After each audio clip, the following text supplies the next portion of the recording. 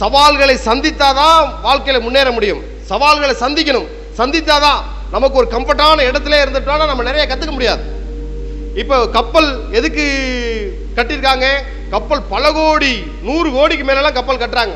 அந்த கப்பல் எப்ப துறைமுகத்தில் இருக்குதோ அந்த துறைமுகத்தில் இருக்கிற வரைக்கும் அந்த கப்பலுடைய பாதுகாப்பு உறுதிப்படுத்தப்பட்டிருக்கிறது.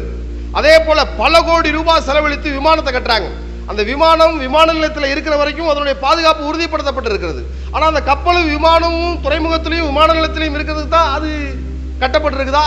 அப்படி கிடையாது. கப்பல் அந்த பெரிய அலைகளை உண்டாக்கக்கூடிய ஆழமான சமுத்திரத்தில் பயணிக்கணும், பல புயல்களை எதிர்கொண்டு அடுத்த கரையை அடையணும். அதுதான் கப்பலுடைய இலக்கு.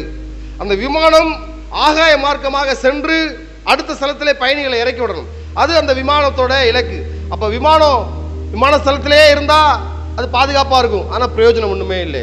அப்ப தேவன் நமக்கு கொடுத்திருக்கிற அந்த மூளையை பயன்படுத்தணும், இறங்கி வேலை செய்யணும், யுத்தத்திலே களம் காணணும். நிறைய பேர் யுத்தத்துக்கு வரவே மாட்டாங்க.